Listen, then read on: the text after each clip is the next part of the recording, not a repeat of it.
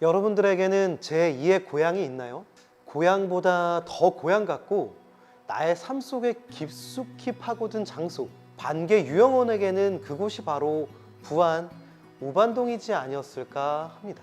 반개수록을 집필하는 한편 마을 사람들과 함께 어우러져 살아간 반개 유영원의 일상은 과연 어땠을까요?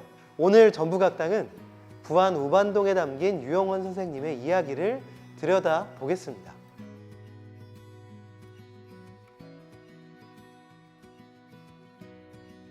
우반동에 도착했을 때 유영원은 막 할아버지 유성민의 3년상을 마친 후였습니다. 이때 유영원은 마음도 서글펐지만 몸도 편안하지 않았다는데요. 할아버지의 상을 치르면서 도에 지나칠 정도로 슬퍼하였고 그 결과 평생의 지병을 얻었다고 합니다.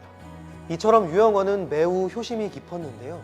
부안이 바닷가와 가깝다 보니 서울에서는 맛보기 어려운 싱싱한 물고기와 게가 밥상에 올라오곤 했는데 그때마다 유영원은 가족을 떠올렸다고 합니다. 어버이가 살아계실 때에는 맛있는 음식이 거의 없었는데 지금 이를 대하니 어떻게 먹을 수 있단 말인가 하고 눈물을 흘리며 차마 먹지 못하였다. 하지만 우반동은 슬픔에 잠겨 있기에는 너무 아름다운 곳이었나 봅니다. 유영원은 우반동의 모습을 시로 남겼는데요.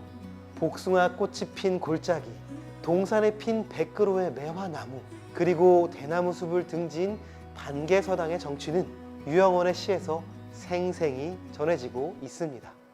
반개 죽당의 봄날 높은 산 동쪽 끝 제포에 볕이 들고 대숲 흑한 곳에 매화 향기롭다. 한가한 서재에서 책 덮으니 소일거리도 없고 구음에 솔바람 소리 듣노라니 봄날이 길어라. 또 우반동이 자리 잡은 변산반도는 아름다운 바다가 있는 곳이죠. 반개는 한가할 때마다 변산과 바다를 유람하며 자연의 정취를 즐기고 시를 남겼다고 합니다. 저 뒤에 성계골에서 내려오는 반개 물줄기가 이렇게 타고 내려와서 이 주변에는 소나무가 울창하게 아마 아름들이 있었던 것 같습니다.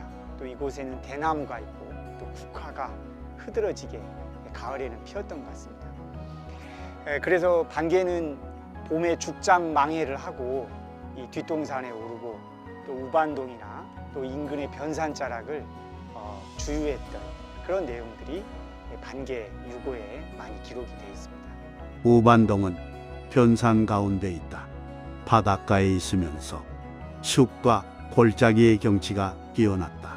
소나무와 대나무 사이에 초가집을 짓고 세상에 이른 사절하고는 문을 닫고 책을 저술하는 것을 업으로 삼았다. 부안 우반동에 도착한 유영원은 서당에서 학문만 닦을 수는 없었습니다.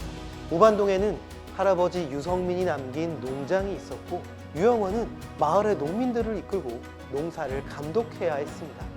그러다 보니 자연히 마을에서 사람들과 함께하게 되었는데요.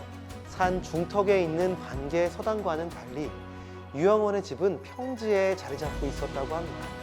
유학을 공부한 선비인 만큼 유영원은 마을 사람들을 이끌어야 한다는 책임감을 가지고 있었는데요. 우반동에 도착한 다음 해 음사, 즉 무당이 구슬하는 사당을 없앤 것도 마을의 풍속을 바로잡기 위한 일이었습니다. 남쪽 지방의 풍속은 귀신을 좋아해 음사가 많았다.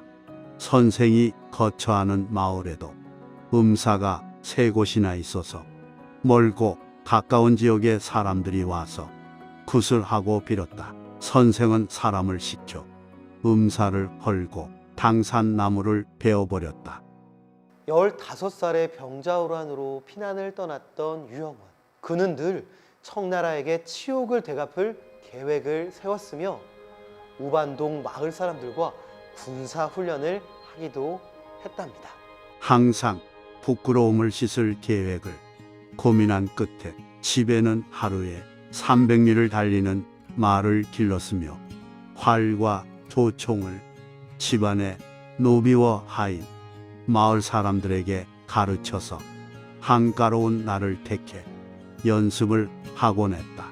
다들 솜씨가 볼만했는데 그런 중에 200여 명은 재주가 뛰어났다. 오반동 마을 사람들과 함께 어울려 부안에 녹아들었던 유영원의 모습이 그려지지 않나요? 이런 유영원이 세상을 떠나기 2년 전 조선 후기의 커다란 비극 경신대기근이 찾아왔습니다.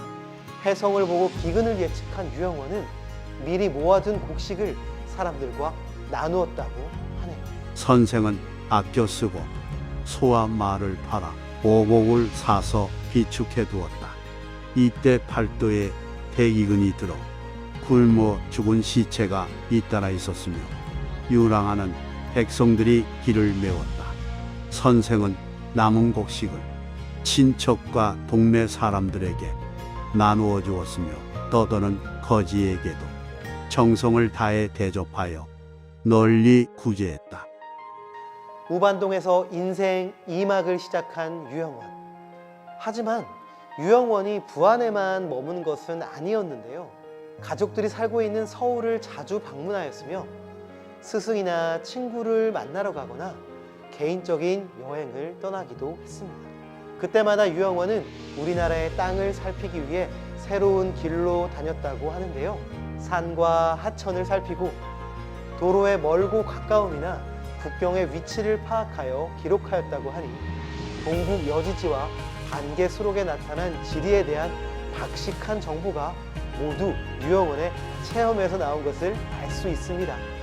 말을 타고 배를 타며 보내는 긴 여행길, 때로는 폭풍우를 만나기도 하고 배가 부서지는 것을 목격하기도 했다고 합니다. 돌아오는 길에 신창진 인근에 이르렀을 때 배 한 척이 사람과 말을 가득 싣고 건너다가 중간쯤에서 배가 부서져 모두 물에 빠졌다. 선생이 급히 상류의 배 두 척을 불러 건져 구하도록 했으나 이미 죽은 자가 5, 6명이고 아직 가슴에 온기가 남은 자가 9명이었다.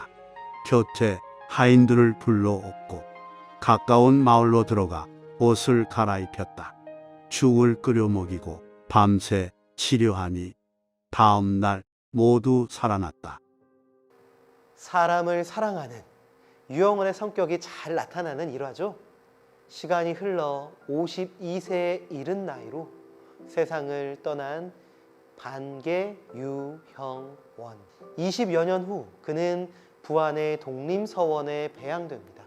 이곳은 그 반개 유영원 선생을 모신 서원입니다. 독림서원입니다. 보시다시피 이곳은 주춧돌이 이렇게 놓여 있습니다. 이게 뭐 하는 곳이냐면 강당터입니다. 그러니까 강당터는 여기서 이제 재항의 공간보다는 공부했던 곳이죠. 뒤에는 또 그 반개 선생을 모신 그 추도하는 그런 공간이 재항의 공간이 있었겠죠. 위대한 학자를 사당에 모시는 배양. 유영원은 부안을 대표하는 학자로 남았고 그의 집이 있던 자리는 오랫도록 큰 선생님 집터라고 불렸다고 합니다. 이후 서울과 지방 유생들이 상소를 올려 반개 수록을 조정해 올렸다고 하니 100년 후 반개 수록이 간행되기 전에도 유영원이 얼마나 많은 존경을 받았는지 알 수 있습니다. 많은 사람들이 부안하면은 대표적인 유학자를 누구로 떠오르냐면 지포 김구, 반개 유영원, 또 간제 전우를 떠오릅니다. 그렇지만 국사책에 나온 인물의 대표적인 사람은 반개 유영원밖에 없습니다. 반개 유영원은 실학자이다 우리나라의 대학자입니다. 호남은 양모남 시무국가라는 이순신의 말처럼 나라의 곳간입니다. 그곳에서 반개 유영원은 새로운 조선을 꿈꿨습니다. 토지의 근간인 이 호남 땅에서 새로운 개혁을 하고 싶었습니다. 그것이 바로 공전제고 반개수록입니다. 과거제의 개혁이고 세금제의 개혁이고 선발제의 개혁입니다. 반개가 탄생한 지 400년이 흐른 지금 부안 우반동은 유영원이 머물던 때와는 그 모습이 많이 달라졌다고 하는데요. 바닷물이 마을 입구까지 들어와서 유영원의 집이 허물어지고 밭으로 변했다고 합니다. 그럼에도 여전히 반개 유영원 선생님이 미친 영향은 책에서 그리고 마을 곳곳에서 느낄 수 있었습니다. 이번 가을 반개 유영원 선생님을 찾아 부안군 보안면 우동리 반개 서당에 와보시면 어떨까요?